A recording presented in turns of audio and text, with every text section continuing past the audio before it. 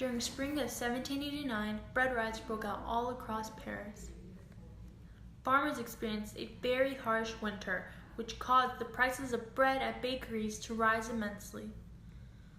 Commoners were being taxed relentlessly by nobles and clergy because of the king's debt.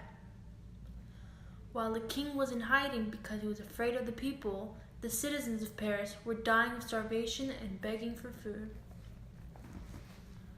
This all caused the people to gather together and revolt against the king. When a group of craftsmen and store owners known as the Third Estate realized that their voices would not be heard and their demands would not be met by the king, they joined together in a tennis court on June 20th, 1789, and created an oath to not leave until a constitution was written. Eventually, the Third Estate would be known as the National Assembly. They sided with Jacques Necker, the financial minister of France. Then things began to fall apart when he was banished by the king. The king began to station guards around Paris to bring order in the city. The guards brutally mistreated the people, which caused riots in the city. Due to all of this, Parisians marched to the Hotel des Invalides, where they looted approximately 3,000 firearms and 5 cannons. They were missing gunpowder, which was being stored at the Bastille. In need of gunpowder, the crowd of Parisians, numbering to fewer than 1,000, marched to the Bastille in the morning on July 14th. The Bastille was practically empty. Inside there were 7 prisoners and around 32 guards. The prisoners consisted of 4 forgers, 2 lunatics, and an aristocrat named Comte de Soglas.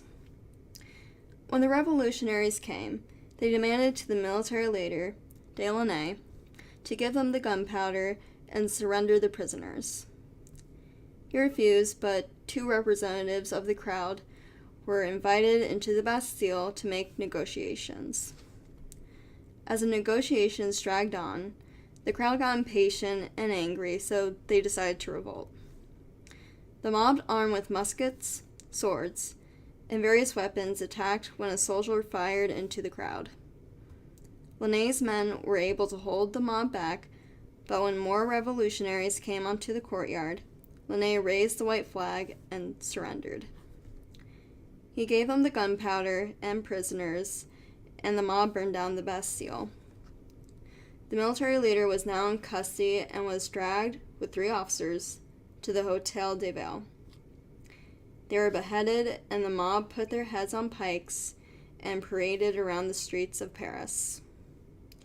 The Bastille was a symbol to many of the oppression of the king, and by burning it down, now shows that the king doesn't have the power anymore. Now the people have the power. The storming of the Bastille marked the beginning of the French Revolution. The monarchy was overthrown and a republic was set up based on the ideas of liberty, equality, and brotherhood.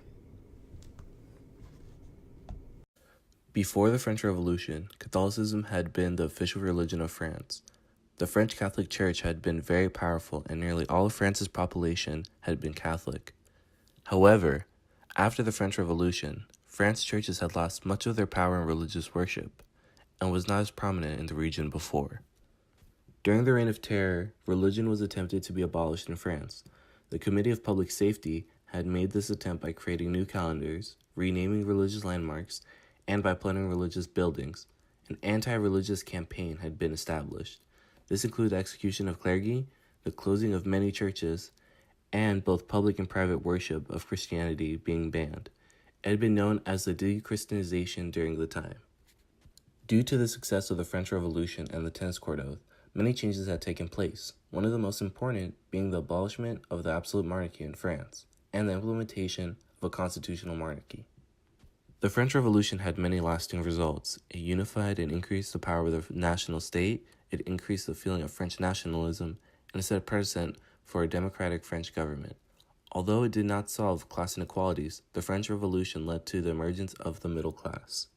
The revolution also gave way to the reign of Napoleon Bonaparte. He established the Code of Napoleon, which made the legal system fair to the French regardless of wealth or religion. And it had a greater impact on the lives of commoners as opposed to the other reforms by ineffective leaders.